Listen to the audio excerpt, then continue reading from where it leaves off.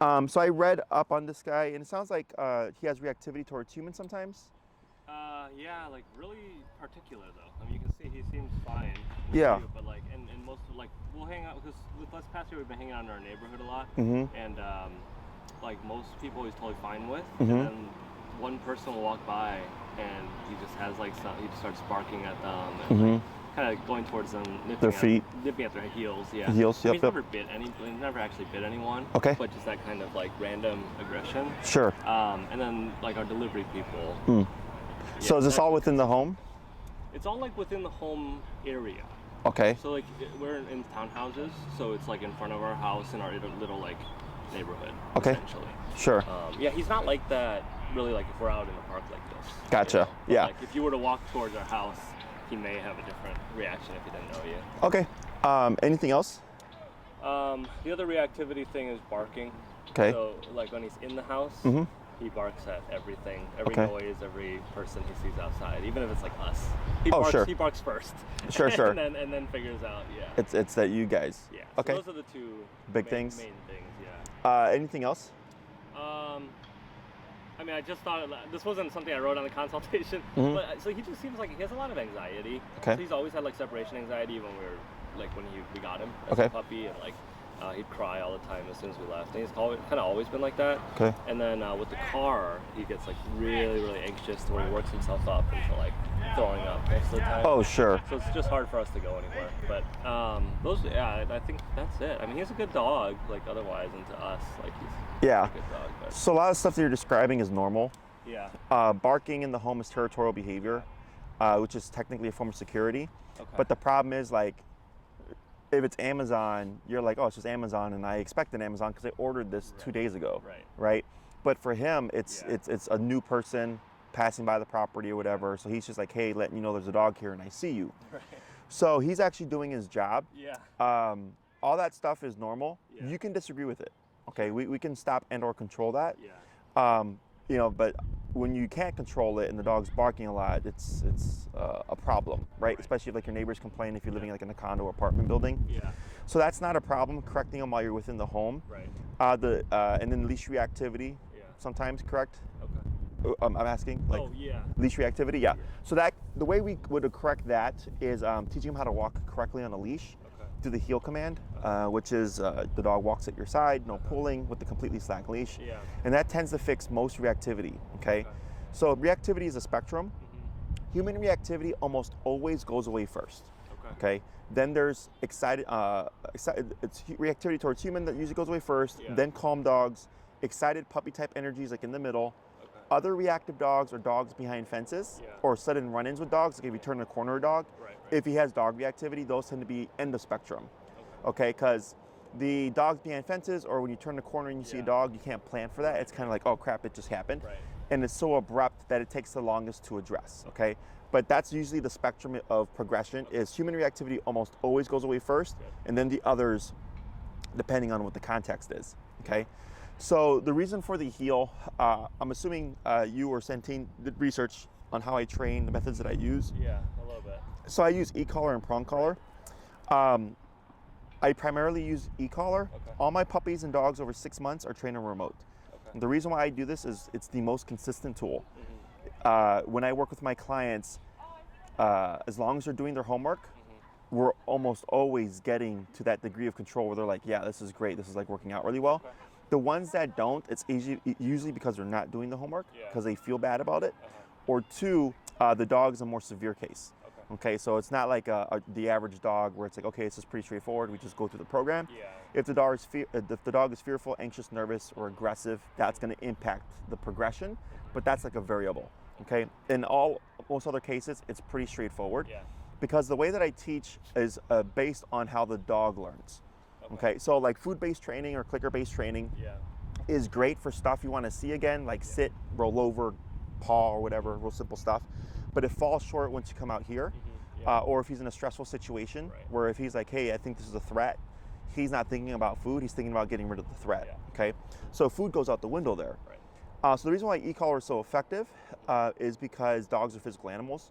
If he were to do something that a dog disagreed with, they would nip and or bite him. Right? So they're using physicality to say like, hey, don't mount me, don't jump on me, don't bark at me, whatever that is. But for humans, we try to discipline them using timeout, shaking a can of pennies, a water bottle, or redirect them towards with a treat or a bone or something. And dogs don't do that to each other. Okay. A dog doesn't go like, hey, don't bark at that dog, grab this bone. You know, they're just like, hey, don't bark at that, bite. Okay, so the e-collar is essentially our means of biting him at the press of a button, but it allows us to adjust it according to him and the situation. So my e-collar goes 0 to 127 in increments of 1, 1, 2, 3, 4, 5, 6, all the way to 127. Okay. E-collar is more commonly known as like a shock collar, but that's incorrect terminology. When e-collars first came out, they only had like 3 to 5 settings. So 127 and 5 are the same, but I have 122 more divisions now. Whereas before, on 2, your dog may not listen, 3, your dog was yelping. So it was more just kind of shocking and more abrasive. So they're much more refined now. The other reason why they're called a shock collar is on the positive reinforcement front, the treats only based style of training. They're completely against tools like e-collar and prong collar because they're completely non-aversive. So it's more so, well, if we use the word shock, people are going to think they're electrocuting their dog, which is going to deter them from using the tool. So that's how that works. So e-collar is actually just the miniaturized TENS unit. Are you familiar with TENS therapy? The muscle stimulator, right? So that's the e-collar. Okay. Sorry, I don't mean to cut you off. Like we actually did get an e-collar recently. I know you specified like a specific brand, but I want to bring the one that we. Is that a Garmin? Yeah. Okay. So. Why is that? So Garmin, not a good brand in my opinion. Okay, for a number of reasons. One, you want to always think emergency situation. Is Garmin is I think there's low, medium, high settings, and then each setting has I think like 11 or 7 levels. Okay, this one goes like 0 to 18 or whatever. 0 to 18, right? Something like that. Yeah, so I've never pushed it past 11. 11 Yeah, I just been... is if there is an emergency situation. I think on that one you have to adjust between low, medium, and high. It's just like unless it's a different Garmin style. It's like numbers. So, I mean, it's just like the intensity. So yeah, it goes up to 18. Yeah. So here, the ones that I've used before, I had last time I used the Garmin with the client was like 3 or 4 years ago. And what ended up happening is his dog took off on him. And on his Garmin, there was low, medium, high, and I think with each low, medium, high, you had 18 settings within that setting. So you actually have, he actually had 10, 20, 30, 38, 46, 50 something settings. But he had to go between levels. So what happened was he was on low like 11. His dog took off on him and bypassed 11, and he had to fiddle with it before he got to like the high. You know what I'm saying? Whereas ours is just streamlined. It's just a straight, just up to 127. So if I have to max it out for whatever reason, it's a quick just turn of the dial. We're not sitting there trying to do all this computing while that emergency is happening. This one's like that. I just have to, like you just saw, I just have to press that button to ramp it up. There's no like changing of settings. Okay, so yours might be limited because his had three different modes, and then within each mode, 18 settings within that mode. So with his, he was on a lower setting because that's what his dog typically listened to. But then when his dog took off on him, he had to mess with it to adjust it. Because they have like the brand I use is Dogtra, and they have like 40 different models of e-collar, you know, and I use like 3 of them that I use for standard obedience stuff. Every now and then I might pick one that's out of that realm. But like for Garmin, they probably have the same thing too, where they have different types of models, and each model has their own different type of like capacity of intensity and all that stuff. So when it comes to the remote, as you can see, it's it's not a shock; it's just a muscle stimulator. And the first thing we want to do is teach him what to do, how to walk correctly, and then we see what does that fix. Okay, that's the stuff that would leash walking should fix all the leash reactivity, any leash pulling, things like that. Within the home, you can use e-collar to correct things, but then what can happen is you become dependent on the e-collar because when it's off, he's gonna misbehave, right? Which you maybe see now. Well, he behaves better, I guess I should say. We didn't get this till more recently. Because I was trying to avoid doing this and like more positive reinforcement and like. It didn't, it only worked to some degree, and then so that's why we kind of decided to do this. Hi. This is Santine. So we were just going over, just what you're dealing with and everything. Okay. But, and just to reinforce, everything you're saying is true. Like, you know, we see all of that with him where, you know, he's very good inside the house. He's like, he listens well, he's obedient, especially if we have food, he knows that. Yeah. But outside, like, yeah, he's not as responsive to command. Like, when we let him off leash, you know, yeah, if he's distracted by something, he doesn't hear us very well. So that all, I think, ties into kind of what you're saying. Correct. So when it comes to the behavioral stuff, people usually think it's just like kind of punish the behavior, right? But you also have to teach the dog what to do in response. Right. Other things like, you know, don't bark out the window. Technically, you can just correct. Yeah. Because like even if you told him to sit, as soon as he leaves the sit position, he's probably going to go back to barking out the window, right? It's super common. People say, Jesse, I called my dog from the window. And then he goes right back to barking out the window. And I go, yeah, because nothing said don't bark out the window. You simply said get over here, which he did. And then he was like, all right, I did what you told me to, and I'm going to go back to bark out the window again. Yeah. So obedience is teaching him what to do, and behavior is teaching him what not to do, is how I like to think of it, okay? So when it comes to like the control aspect, like walking on a leash, in my book, recall is a super important command to teach. But other than that, everything else is kind of superficial because I don't teach anything that you're not going to use. Okay, because if it's just like, Jesse, we walk our dog, he barks and we don't want him to bark and we want him to come back when we call him at the park, then I go, that's what we focus on. There's no reason to teach him like down or something because you're not going to use it. Okay, so what does your life with him like look like? Like, do you go to restaurants with him? Do you go hiking with him? No hiking. Very rarely do we go. I mean, with COVID, I guess that's the exception. We used to take him once in a while. It wasn't a super common thing to take him to restaurants. It's like the biggest thing is at home again, and then like hanging out in our neighborhood. So we like to let him off leash out there when we're like hanging out with our neighbors. Okay. I would say that's the biggest thing. And then we take him to the fields or like the park to let him run around off leash too. Sure. So like we take him to mostly, you know, partially fenced in, secluded areas because of those concerns. Sure. Not wanting to run. So I think that's the bulk of, I mean, our normal walks. Sure. Yeah. So essentially, like walking on a leash is just common cold. Are your things aside from like the reactivity stuff? Is that correct? Yeah. Am I missing anything? Yeah. No, I think that's the reactivity is the biggest piece, but I can. Yeah. Okay. Outdoor responsiveness. Yeah. So you'd most likely be in my 6 class program. So I have 3, 6, 9, and 12-week programs. Okay. Think of like the 3-week is like I just want to walk my dog. Yeah. The 6-week is walk my dog and take my dog to the park. Yeah. 9-week is walk my dog, go to the park, go to restaurants. Okay. And then 12-week is like I do everything with my dog. I go hiking, I go to the dog beach, I go off leash at Oz Park. You know, I walk my dog, I go to restaurants. So then that's where we're doing more stuff. Okay. The 6 classes, it's usually 2 on heel, 2 on recall, which leaves 2 for the behavioral stuff, like the barking and the window barking, which is actually a pretty straightforward approach. It's just a matter of, are you going to reinforce it? Okay. So if you're doing your training and you're practicing and everything's going like it should, we can teach more stuff. You know, like my clients that really do their homework, they usually accomplish more because e-collar is very, again, consistent. It's very easy to learn. It's very effective. You get off-leash control right off the bat. It's just a matter of practicing, okay? And the way I have my clients practice is every time you walk your dog, that's when you're using your training. Every time you go to the park in that half fenced-in area, that's when you're practicing your training, okay? So heel tends to be the fastest thing that we teach because you walk your dog at least 3 times a day. At least most people do, right? So you're practicing 3 times a day, 7 days a week. So that's gonna progress very quickly. Recall tends to take the longest because you gotta go to the park, you gotta put them on a long leash, you gotta let them be a dog, and you gotta practice calling them, right? So that's gonna take longer. If you're going every day for 30 minutes, you know, it could take you around 2 months. If you're going once a week, it's gonna take you even more time, okay? So it really just progresses depending on how you're practicing with them.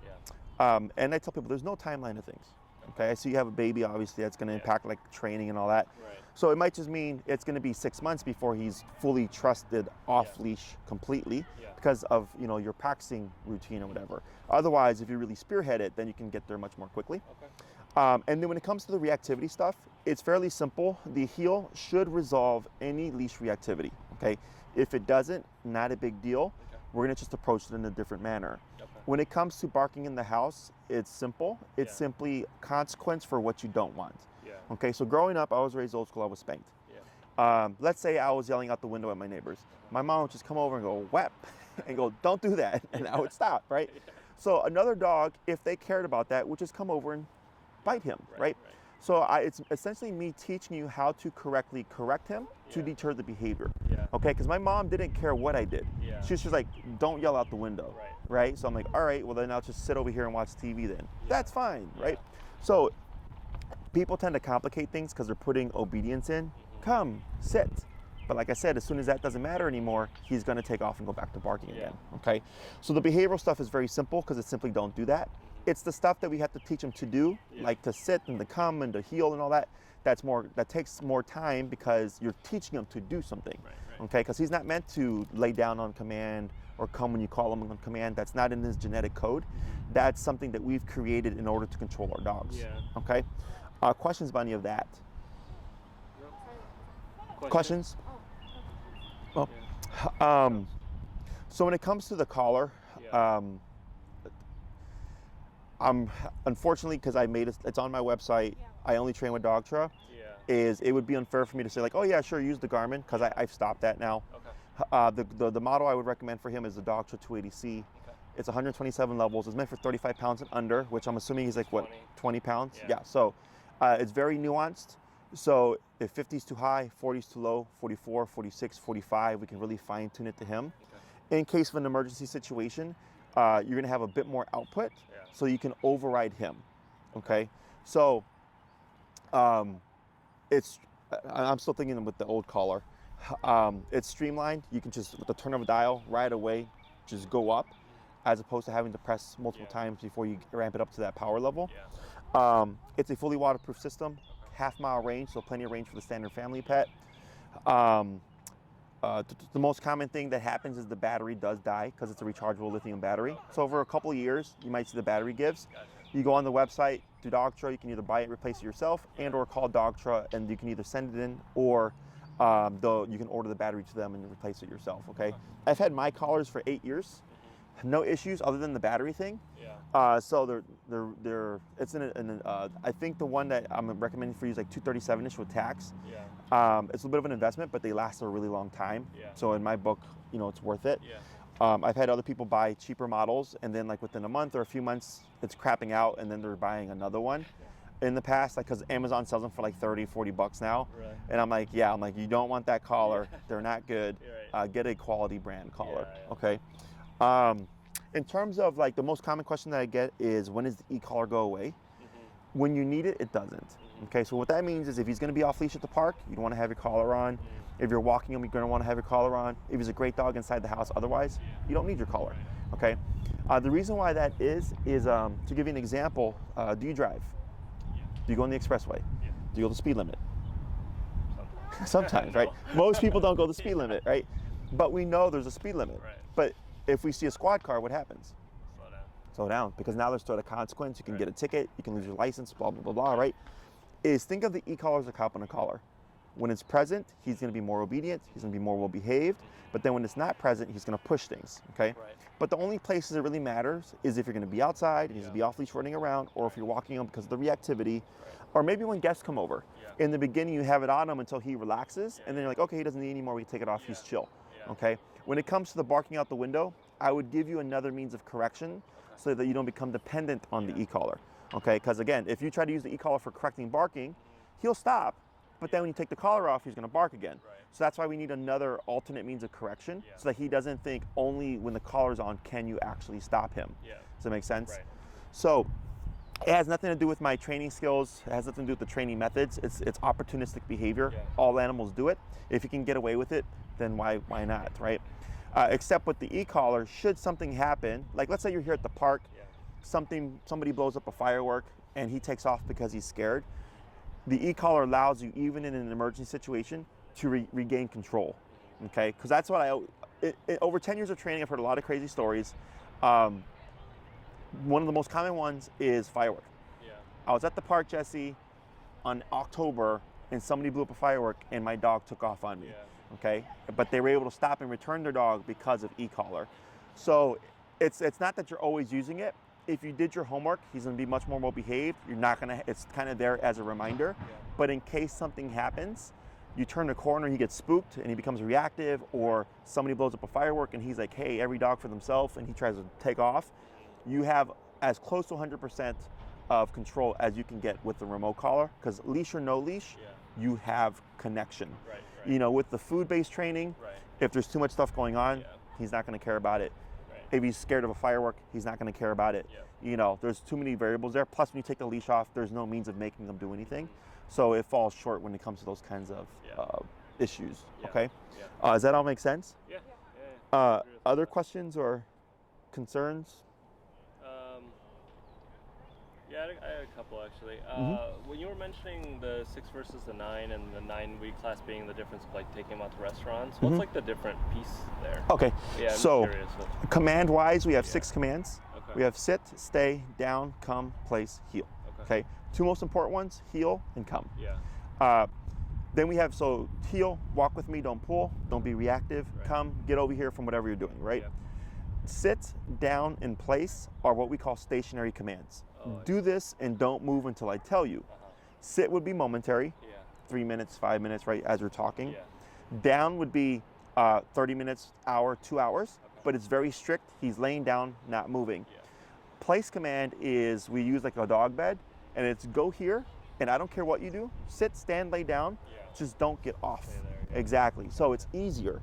So with the place command, if you go to the restaurant, you just pop a towel down, place, he goes there, he won't move for the 2 hours that you're there. Okay, so that's stationary control. So think of like 6 classes is we get heel and come when called. 9 classes heel, come when called, and we actually cover all the 6 commands in 9 classes. It's just we push the heel and the recall more towards off-leash reliability. And the 12-week program is we push everything as close to off-leash reliability as possible. Whereas the 6-week, we're really just focused on the heel and the recall. And like I said, I have a lot of clients that do cover place command within 6 classes. It's just a matter of, are you practicing, right? Because if they're like, oh, Jesse, I didn't get a chance to practice, can we review this again? Well, I'm spending more time on a command that was already taught. Okay, because trust me, once you learn it, it's right off the bat, it's gonna be functional. It's just a matter of practicing it to making it reliable off leash. The only command that has to be off leash reliable is come. Everything else is superficial, okay? That's, you know, if you want it. But even within 6 classes, we can cover the place command if that's something that you're thinking about. Because I read the consultation and I was like, this seems like a pretty simple case. And I'm confident within like, by the 2nd to 3rd class, the leash reactivity will be resolved and the indoor reactivity shouldn't be a problem, because it's just don't do that, okay? And then it's just obedience. No, I was just curious. I agree too. A couple things I just wanted to mention. I guess I didn't think of these earlier. Just like some of the other times that he'll exhibit a little bit of that aggression. It's just like, so yeah, I mean, when he was at the windows, like before I got the e-collar, I'd kind of like pull on the nape of his neck. Oh, sure. You know, just like things I was reading. And like another dog would. And you know, at first he was okay, and then now like he would turn around, like kind of bare his teeth, or like when you go for his nape. Okay. So like that was like, you know, again, he's never like bit me, but those were just like signs where we're like starting to get concerned if he's like reacting that way. So what's happening is he's so intense in the behavior, and you're trying to correct him, but the correction isn't in the means that he really respects. So he's not being aggressive to you. He's actually correcting you for correcting him. Okay, so think of it as growing up. If my mom told me to do something, I'm like, I'm not doing that, like kind of back talking, which I only did once to my mom. Okay, and I learned that lesson real quick. Same thing for dogs, right? And this starts as young as, you know, 3 to 4 weeks. Is we get puppies that we correct and they try to bite back at us, and it's not because they're being aggressive. Is they're saying, who are you to correct me? And it starts super young. Okay, so I wouldn't be concerned that as like he's actively becoming aggressive. It's context based. He's at an intensity. He knows that you're trying to come in to pull him away, and it's upsetting him more. So he's like, hey, back off, I'm handling this, right? And then he goes back to barking out the window. That's what it is. So I don't feel like there's any real concern there. The means that I would show you to correct them, you would not have to even make yourself. That's what I'd prefer. I just want to mention everything I can think of. Yeah. The only other time was because you were talking about like dogs around the corner and stuff.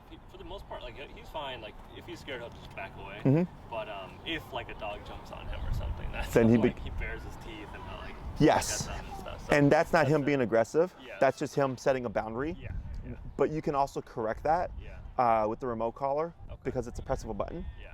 The only thing is though, if a dog tries to mount him and he defends himself and you correct him, you have to advocate for him. I see. So then you have to step in and address that dog, right? So humans usually will be like, oh, let the dogs handle it. Yeah. I've walked into homes with dead dogs because that's how they handle things. If a dog feels they have to wipe out another dog, they will. Right. So for this guy here, if I correct him and he's like, okay, I don't have that option anymore, who's gonna take care of this? And then we come in, he goes, oh, okay, cool. Like I don't have to be defensive because dad'll step in and back that dog off for me, you know? So, because if he bares his teeth to the wrong dog, it's gonna be a problem, right? So I try to be proactive about that stuff. If you see a dog that's at the park and has bad manners, I would probably like space him out, remove him or something. Because, you know, at some point it's probably gonna happen. Yeah. Honestly, we don't even take him that much to the park anymore. He doesn't seem to like the parks that much anyway with the other dog parks. I mean, He's more of a like a solo. Yeah, he likes the fields and people. But like our friends will get a puppy, and obviously the puppy doesn't know, right? So like jump on, sure. That's when it's mostly happening. Yeah. He like can't handle that energy and like that. Gotcha. Yeah. But it's not aggressive on their end either. Right? Yeah, he's just trying to. So all that stuff is normal. Yeah, when I read your consultation form, I was like, this seems pretty straightforward, nothing severe. We just want him to have a better life, and I think it's hard for us too when we're stressed and like trying to watch our daughter. Yeah. We have to worry about him, so we're just trying to find that balance. That's all it. Yeah. That's all it is. And from experience with like my other families with children and stuff, the more control you have, the better. Because then it's one thing off your plate, right? It's like I have my daughter, and then it's like, oh, like where's my dog? You know. Exactly. So yeah, so I don't think this is going to be an issue. Anything else? No, that's really. Oh, I guess the last. Is there anything you can help with in terms of the car thing? Like, Oh yeah. So like, I described like the fields that we do play with him in, but that's because it's like we can't take him anywhere. I'd love to drive to like Indiana or Michigan and let him play, you know, but like you can't handle that car ride. So I forgot. So when it comes to separation anxiety, because you had mentioned that too, right? Yeah. So that the answer to that would most likely be like a bark collar, because it happens when you're gone. It's like, how do you correct your dog, right? So a bark collar is the same technology, but it goes off automatically when he barks, and it can be something that he wears for a couple of months, and then he can move past it. In other cases, it might be something that he needs whenever you guys leave him alone, but he'll learn, okay, the collar's on, I can't bark. But there's no kind of guarantee that it will officially stop the barking, because every case is different. Okay, so in terms of separation anxiety, that's most likely how he'd approach it. It's just bark collar. Okay. When it comes to the car anxiety, does he resist going into the car? He like kind of. So as soon as I picked him up this morning, knowing that he was gonna, he saw the car, he'll like clamp kind of on my arms, and like start shaking, kind of his heart rate goes up, and starts drooling. And then when he's in the car, is he just shaking and drooling, or does he? He's whining. He's whining. Shaking, very restless, like won't just relax. He'll kind of like keep sitting up and like trying to move about. And then he vomits. Eventually, he'll start retching and then vomit. And we made it here, thankfully, but like we took him up to Montrose Beach once, and right when we got there, threw up. Gotcha. Tried to go to Wisconsin, threw up like 3 times. Okay, so technically, yes, there's something that we can do. That might be pushing the envelope a bit in terms of time. So I'll give you kind of an idea of like what to expect within the 6 classes. And I target like the most important stuff. Okay. So when it comes to the car anxiety, it can't make him be comfortable. We can help him not be as stressed. And we can do that through the e-collar, because you can also correct that. The twirling. The whining can also, you can correct them. And the theory here is you would keep him at a lower threshold that he doesn't get to the point where he would retch, because he's not going under so much stress, okay? In other cases, it's just he's super car anxious. And then what I would do is, I had another client who had a really bad case in terms of car anxiety, and they used to do road trips a lot. So they went to their vet, and I think the vet gave the dog some kind of like sedative. So whenever they would travel, like long distance stuff, if he throws up within like 10 to 15 minute drive, like that's pretty intense. So that would be a tricky one, because it's simply like kind of like motion sickness, but paired with like anxiety. Exactly. You know, so that's what makes it difficult. Yeah. But I have helped other people address that stuff. So the whining we can for sure address. Yeah. The spinning and twirling we can sure address. Yeah. We can get him to be more settled. Okay. It's just whether or not he throws up is the problem. Right. Okay, I can't correct him for throwing up. Right. Okay. I think it's a result of those first things. Yeah, that's how it usually works. Yeah. Is that the dog keeps going over threshold, and then finally they're just overloaded, and they're just I got to get this out. Yeah. So the theory here would be we keep him more chill, Yeah. that he doesn't get to that point where he would vomit. Okay. Okay. Yeah. But that would be a variable. Yeah. So the way I would approach this is heel 2 classes, a class on recall. Recall is typically 2 classes, but the second part actually isn't like absolutely necessary. Yeah. We'll just cut recall to a class. Behavior could be a class. The car anxiety, technically the car anxiety, the barking, the reactivity. Technically that can be all done within a class. Okay, it's because it's information, and it's just a matter of when you implement it, are you able to figure it out? It's really common sense based. The next one would be stationary work, if you'd like to kind of squeeze that in, which still leaves us like a class in case like maybe car anxiety isn't as straightforward. You've made progress, but you want a bit more help. We can cover that again. So yeah, the recall class I can cut down to 1. The second part isn't really necessary, but heel definitely is a 2-part exercise, and then everything else is pretty straightforward. Okay. That's literally everything You can think of. Yeah. It's when people come, it's just say we got this, this, and this, and this, and this, and behavior is so simple because it's simply don't do that. Don't jump, don't bark, don't bite, don't chew, right? Don't whine, don't spin. It's a bunch of don't do that stuff. I don't care what you do, but just don't do that, right? So it simplifies it, whereas other people are like, oh, get the dog to lay down first and like do this, and that makes things more complicated. Okay. So yeah, I think we can still get a good chunk of that stuff within 6 classes. I can only take you as far as you're willing to go. So if you don't do the homework, or if like, let's say correcting the car anxiety, you have to be on 100 out of 127 and you're uncomfortable with it, that's where we get stuck. Okay, so like when we correct stuff like that, we always start low and we work our way up. But the dogs can be so overwhelmed with anxiety that you need a lot of power to cut through it to finally like get them to go like, oh, I need to just chill, right? And that's where people struggle because they feel like they're hurting their dog. Yeah, no, I'm okay with that because I think the outcome is better for him. Yeah. Like if we can it's for his sake. Well, I mean, it is ours too. But I don't want him to be so anxious every Yeah, time. well, I mean, if he's throwing up and stuff, clearly he's under a high level of discomfort. So I'm okay with training however we need to. Okay. The next thing would just be scheduling. As you guys are aware, I'm super backed up. We got like a line of people of consultations and new clients and stuff. Is if you don't mind the wait, then Maria would get in contact with you and let you know, like, so you'd give her your availability.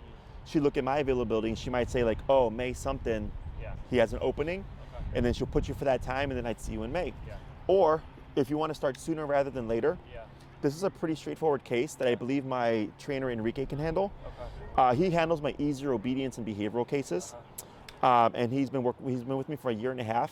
He's a solid trainer, so this is a case that's within his range of skill, and he'd be able to start with you sooner. Okay, so if time, wanting to get on the calendar is sooner rather than later is a thing, Enrique is an option. And I back him up.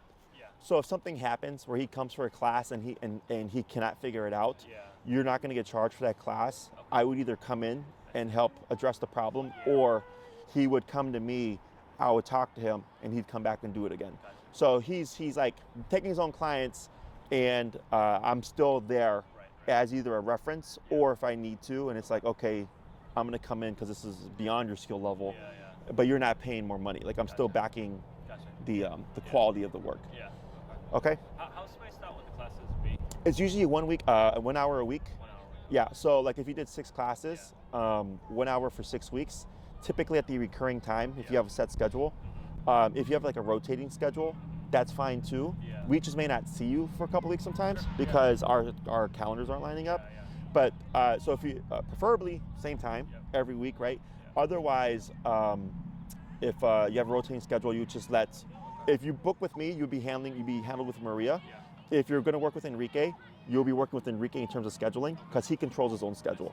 Okay, so it just depends on who you choose, and you know, it can be me or it can be him or whatever. And then, like, let's say I have to come in to like wrap up the program for whatever reason, then we switch you to Maria, and then she'd finish the scheduling process because then she's got to coordinate with me. Okay. And these are done at home right now, the sessions, or where are they? We've been meeting here. Oh, at Oz Park. Yeah, at Oz Park for like all the obedience stuff and everything. When it comes to like the indoor stuff, Yeah. if it's a one-off class, which is fine, Enrique usually does my in-homes. Okay. So then, like if it's like the window reactivity or the reactivity in the yard or something like that, that's an easy thing that he can show up to you and then do the training there. So you learn in your setting of like, okay, this is how we're gonna apply it. Yeah. And then when it comes to obedience stuff, the reason why we work here is, as you can see, Oz Park, like this isn't even busy Oz Park. Yeah. This is quiet Oz Park. Right. It gets super busy here. Yeah. Is you're training with distractions Yeah, it makes sense. so that it's applicable Yeah. when you go home to work with it. Okay. Yeah, I mean, I'll talk with her then in terms of those two different things. Yeah, and we do have an in-home program. Yeah. I'm still traveling to my clients. Oh, I see.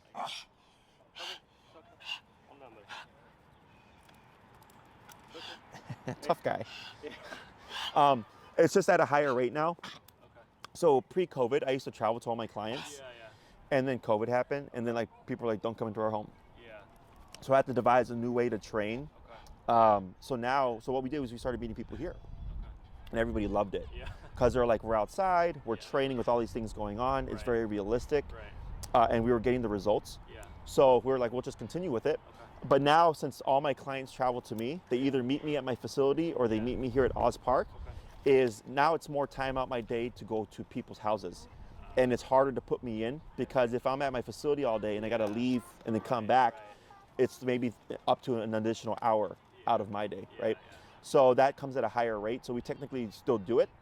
It's just most of our clients travel to us now. I see. Okay, but that's technically also an option. Okay. It's just going to be at a different rate. I see. Yeah, and the reason I asked about that is because it is harder for a schedule. So we may be willing to pay a higher rate. I mean, again, we'll have to talk about it. Yeah, and it's all on our website. Okay. If you go to the obedience I classes, think I saw the two breakdowns. you'll see the two different breakdowns. If you're doing the in-home, you'd be working with me. With you, okay. Yeah. So then it might be a little bit of a wait, you know, because trying to accommodate all that stuff. Sure. But otherwise, that's not a problem. Okay.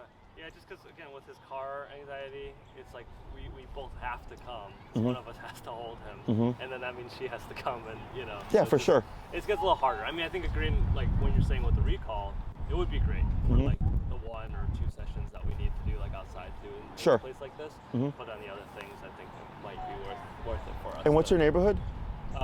South Loop? Oh, okay, cool. So you're in the city. Yeah, Yeah, it's not a problem. yeah, Yeah, yeah. that's good. Just to make sure I ask, because I got clients, I got people coming from St. Charles, I got people coming from Elgin. Yeah. You So know. we're not far. Yeah, Not far. just because then that's a whole nother deal when I got to go out there. Right, So right. unfortunately now I'm more expensive for in-home, but then if also it's in Elgin or something like see. that, it's even more expensive. Yeah, You that know. makes sense, man. So, but yeah, South Loop. Yeah, more. I actually started in South Loop. I used to be yeah. by 11th and Wabash. Oh, nice. Yeah. Okay. And now I have the Lakeview and the Logan Yeah, yeah. Square kind of addresses here. Okay. But yeah, that's not a problem. Maria will get all that coordinated with you. Yeah. So my suggestion would be, if you know what you want, you know, talk to your wife and everything, is you would shoot her an email and say, hey Maria, you know, 6 weeks with Jesse in home, Okay. and you know, let us, and this is our availability, Yeah. and that just makes it easy for her, Yeah. so she can just start right away cross-referencing. Okay. You know, don't be discouraged if it's a couple of days before you don't hear from her, Yeah. because That's fine. she's got to Yeah. plan out now. Yeah. You know, it's really crazy because I have my consultations, I have my new clients, I have my current clients, I have clients that rescheduled, Right.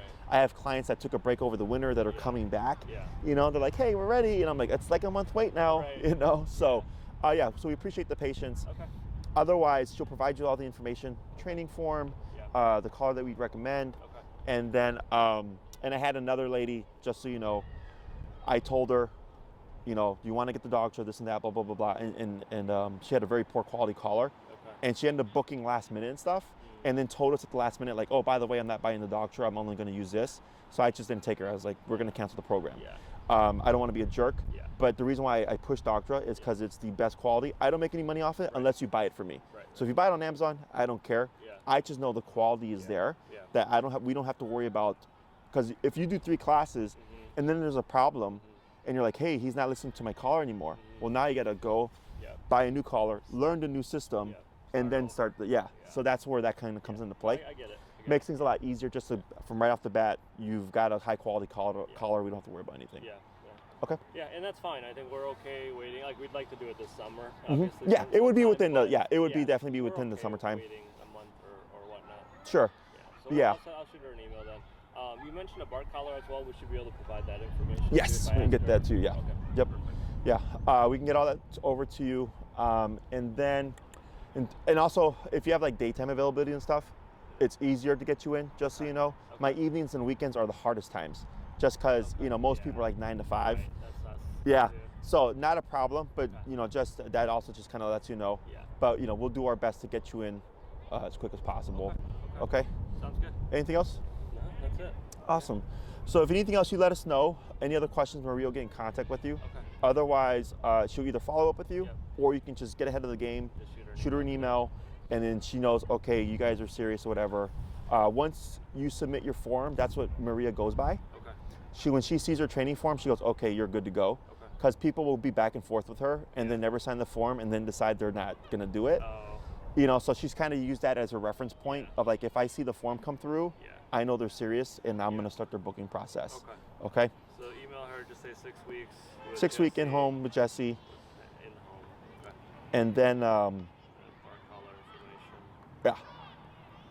Anything else I should send in that email? That should cover it. Yeah, real simple. And then she'll get back to you and provide you with all the other info. Okay. When it comes to the bar collar, you can technically start applying that right away. Yeah. You don't have to wait for the training. We're out of the house, when you're gone.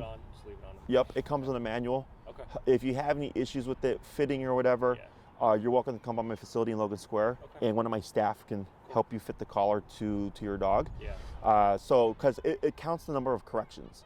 So if it goes off 5 times, you're going to see the number 5. Gotcha. So if you see 0, but your neighbors are like, hey, your dog was barking all day, something's wrong, and it's usually because the people fit it too loosely. Gotcha.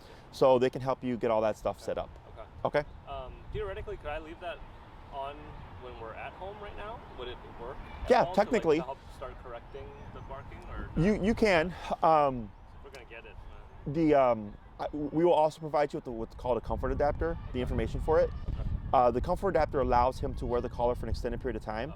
Because what can happen is there's 2 probes, and if you leave it for too long, they'll develop pressure sores. So they made a comfort adapter meant for extended wear, which is dumb because when people need the bar collar, they're going to be at work most likely. It's going to be on, exactly. So why wouldn't you just build it, but money, right? Sure. So I'm pretty sure that's why. But yeah, we would provide you with all that information. But yes, you can start using it. And then once you get started with everything, because remember, once you remove the bar collar, he's going to learn that pattern. So definitely when you're gone, expect to have to use it. And maybe over the course of time, it'll just deter him. But if he's barking in response to like a sound he heard outside and stuff, that's a bit different, as opposed to barking because he misses you. So, but otherwise it'll correct any barking, whether you're home or not. Oh, sorry, he doesn't bark because he misses us anymore. He'll whine when we leave, and then he's fine. It's just barking at noises and people outside. Okay, gotcha. Then yeah, it'll be just fine for that stuff. Okay. Anything else? That's it.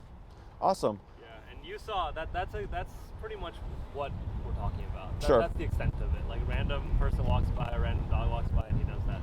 Yeah, and I've seen way worse. On a scale of 1 to 10, that was like a 2. Yeah. No, he's a good boy. We just want to correct some of these. Yeah, it's pretty standard stuff, nothing out the ordinary. Okay? All right, thanks a lot, Yeah, Jesse. if you have any other questions, you're welcome. If you need anything else, you let us know, and apologies for the delay. No worries. Appreciate you guys and your understanding. But Maria will get in contact with you, and then we'll get the process going. Perfect. Okay? All right. Awesome, guys. Thank you so much. Take care. Have a good rest of the weekend. You too.